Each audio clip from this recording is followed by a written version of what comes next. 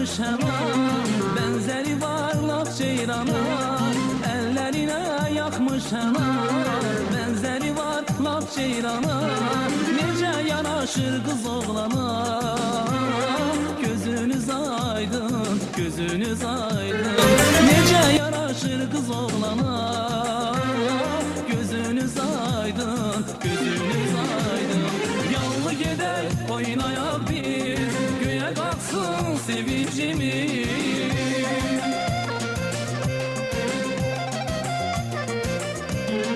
Yallı gider oynayak biz, göğe kalksın sevincimiz. Koşur iki gencimiz, gözünüz aydın, gözünüz aydın. Koşur iki gencimiz, gözünüz aydın, gözünüz aydın. Gözünüz aydın olsun ata yana, siz değil dua verin kızla oğlana. Gözünüz aydın olsun ata yana, siz değil dua verin kızla oğlana.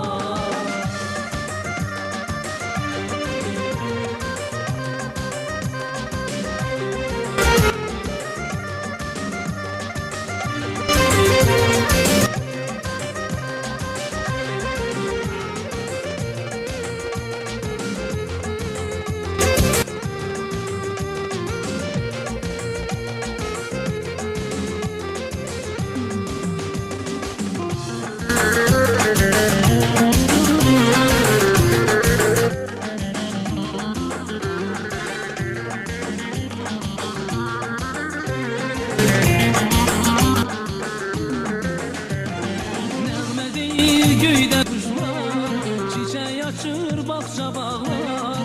Nəğmə deyir göydə quşlar, çiçək açır bağça bağlar.